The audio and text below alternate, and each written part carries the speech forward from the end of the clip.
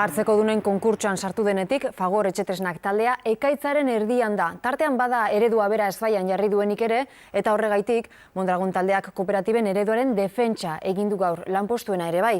Baina bitartean Ainhoa Larretxea, langileak ze gertatuko zain daude eta herrian ezkortasuna da nagusi.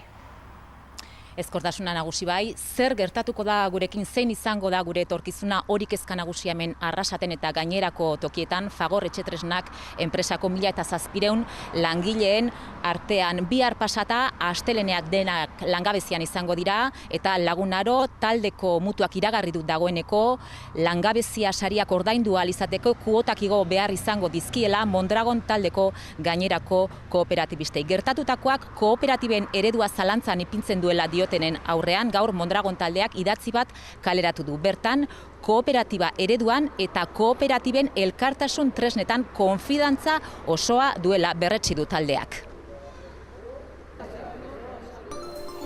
Hauxe da gaur goizean Mondragon korporazioak atera duen komunikatua, kooperatiben ereduan konfiantza duela berresten du.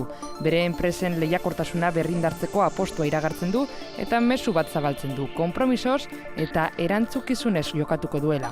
Fagorrek hartzeko dunen aurre konkurtsoa iragarri zuenetik Mondragon korporazioak argitaratu duen lehen ohar publikoa da, kooperatiba ereduaren inguruan sortu den eztabaidari aurre egitera dator. Ez du zehazten ordea zenbat lanpostu bermatzeko asmoa duen, atzo plazaratu ziren zifren arabera 1000 inguru izan litezke, birkokapenen bitartez edota enpresaren lerroren bat martxan edukita.